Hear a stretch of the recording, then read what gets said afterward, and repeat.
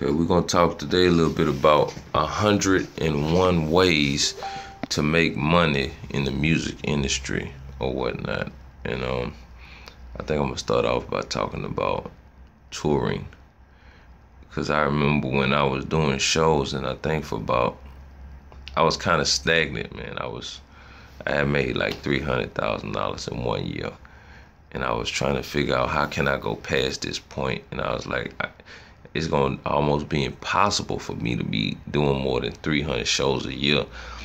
So I was constantly trying to come up with a strategy to go over that. And so I was just kind of researching on the internet, looking for tutorials from gurus, guys who had, let me relax my feet, guys who had basically was self-made millionaires, and just kind of figuring out some of their strategies that they use for their business that I could use for mine, which was the music industry. So I came across Grant Cardone, and I remember he said that he basically said exactly what I was thinking. He was like, and it was probably like 2 minutes of watching one of his videos. He was like, a lot of you guys, y'all making a lot of money, but you're stuck at making a certain amount and you don't know how to get past that. I'm going to show you how to do that. When he said that, that was a wrap. He had already sold me. He was selling a product, which was his audio CD. The audio CD was like $80. I was like, what's $80 to learn this information that he's fixing to give me? Fucking nothing. I would have gave him $300, $400, $500 for that, right? So I listened to his audio, and had a lot of helpful information in it. And what it did for me was it gave me an idea. It gave me different spurts of ideas throughout the course of it. So when I was listening to it, I came up with a thought. I was like, I could do more than 300 shows a year, because I'm already doing all these shows with these different national acts.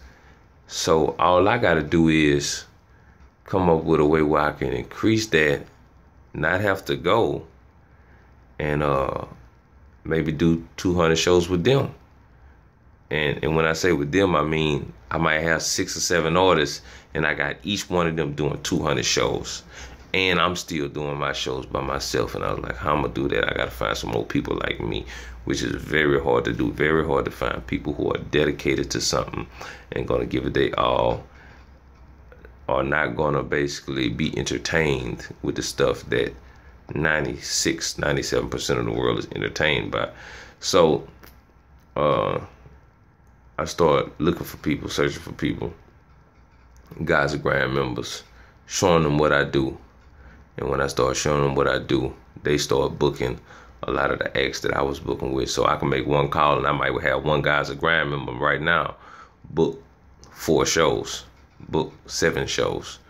So now I got hundreds of guys are grand members, and I can make a call and put an artist on tour for 30, 40 shows just by calling my guys are grand members, if that's what I choose to do. But before I do that, prices got to be negotiated right, so I can know I can make money, the artist can make money, as well as the artist who's going can make money. And when I said the artist can make money, I mean the guys are grand members, because most of the people who I teach are artists. So, but then they will be acting as a promoter, so the promoter can make money as well. So I did like 400 shows. Then I did about 500 shows in 1 year. And when I said I did 500 shows, it wasn't me doing 500 shows. I was doing about 200 shows then, because I had kind of cut back on my shows to work on my plan. And the other 200 or something plus shows was coming from me putting different national artists that I deal with on shows. National artists who already have hit singles. So I got me a roster, probably about 8, 9 artists that I negotiated prices with, that they was cool with, and I put them on the road. And next thing you know, now I'm doing $400,000-500,000 a year in sales net. If we talk about the gross, I know I was grossing well over $1 million a year gross with the money that I'm making for them, for myself, and for a lot of different other artists or whatnot. But I'm probably netting profit myself anywhere from 4 to 500,000. Still doing a whole bunch of different other stuff besides just putting together shows, features, music videos, graphic design, setting stuff up for models, setting stuff up for DJs, just any type of way I can basically make money off the music industry. It's 101 ways to make money. And then I still had the YouTube AdSense, $600, $700, $800 a month. That really do count. But besides that, you know, a lot of people don't realize when you put stuff on YouTube, bro, I get, man, in a year, I probably get 1,000 people plus a year, well over 1,000 people just from YouTube watching my videos who hit me. I probably get about 3-4 people a day just from YouTube hitting me up saying, Savage, I seen your video. I'm from Canada and I want to work with you. I'm from Africa and I want to work with you. I'm not kidding, man. So, you know, YouTube is huge. People don't realize how huge YouTube is and how you can actually utilize it to reach out to people. I done did shows in Canada, man. I done did shows in London independently. No major label behind me. The type of money I'm making, the type of things I'm doing, man, is absurd. And it's all because of social media. So when they say now an artist can do this right here and have his own platform, it's really true. You just got to know how to utilize it or whatnot. Now, the only thing that I haven't actually gotten to the point with social media is utilizing it to make myself super famous, which I don't care about that, to be honest with you. I want to be super rich. But, I mean, you know, if the fame comes, of course, I get more money. So, I guess it's kind of like a catch-22. I really need both. But, so, let's talk about the touring and the booking or whatnot, and setting up shows basically for a national act, including yourself in the contract. That way you'll be able to perform at the show for free. You're still getting the booking fee off of the national artist, right? And if you set up 10, 20 shows, that's a tour with you and that artist. You'll be the main opening act. That will build the name, that will build the buzz. Next thing you know, people will be calling you to book you if you have that type of aura. That's basically what happened to me. I didn't even know what I was doing at first. You know, I just was doing something to continuously make money. And then next thing you know, my phone just started ringing like, baby Savage, we want to get you down here. How much? How much for a feature? How much for this? Like, it just started coming. When I say coming, I mean coming. Like, hundreds and hundreds of people sending me thousands of dollars monthly for different stuff, for verses, for features, whatever. You know what I'm saying? Even guys who just want me to manage them. Like, people see me, what I'm doing with other national acts, and the first thing they be like, man, Savage, I want you to manage me. How much? And, you know, usually managers get paid off of the artist. Like, the artists don't usually pay the manager. But if you don't have a name, that's a different story. Then a manager has to break you. So therefore, yes, he needs to get paid. Unless y'all have some type of friendship or where he's just going to do that for you on the strength or whatnot. Yeah, man. So, you know, a lot of things came in like that. But another way to get paid is basically CD Baby, Amazon MP3. You got to know how to promote yourself, though. It's not just putting a song on there and thinking people are going to buy it because they don't know it's on there. Every day you need to be sharing links. Content, video content is king in the social media castle, right? Kingdom. You have to constantly put out video. That's why people don't, I mean, you see what I'm doing. You see, look at my YouTube channel. I got over 40,000 video clips. 30-second video clips, minute video clips, 15 minutes, 30-something minutes. You know what I'm saying? I do that because I'm making a lot of money off of YouTube. If a person watch, just imagine this. If a person had 100,000 videos on their YouTube channel and each one of them just get 10 views, that's 1 million views, right?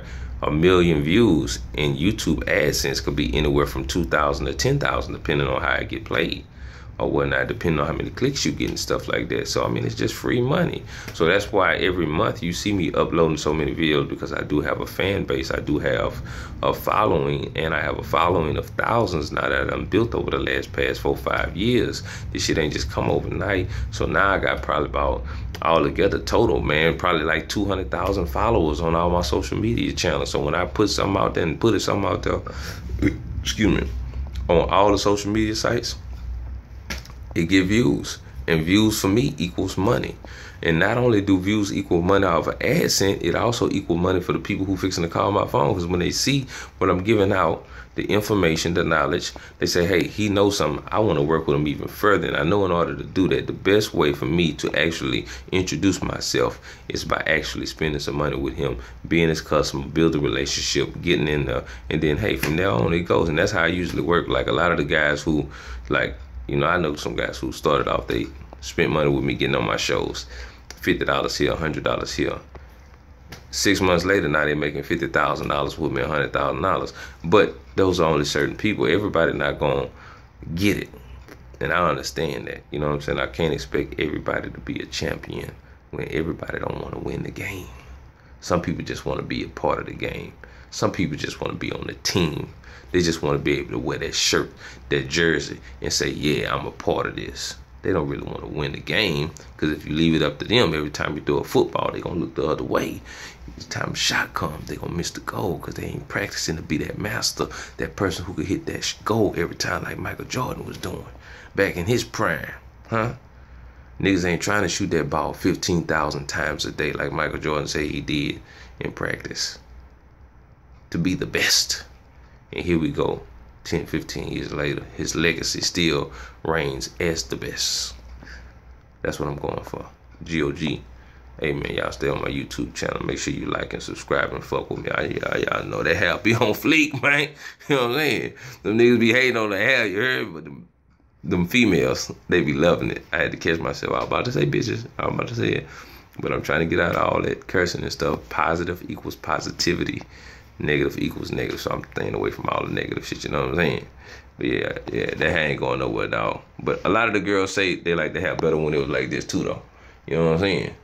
But I think they be forgetting a nigga was 25 when I took that picture. When them pictures came, a nigga was 25 years old. So I think they just really looking at that younger me and saying that. You know what I'm saying?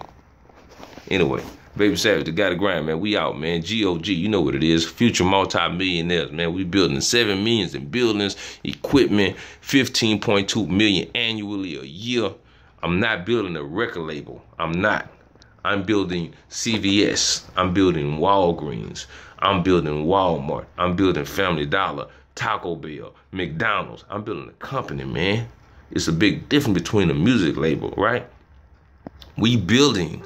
We don't need nobody. We got our own distribution, trucks, diesel trucks. We got our own tour buses for the artists to get around, several of them, buying way more. Now we got buildings. We creating our own venues, like Live Nation doing. That's what the 16 buildings about. What you think, they're just going to be offices? No, man. They're going to be venues too for our artists. Just like Live Nation, bought into the House of Blues. I be studying all of this shit. I'm putting all this shit on the one roof. But I don't want to talk about this shit because people be stealing my ideas, man. Baby Savage, I'm out. This time for real. Holla.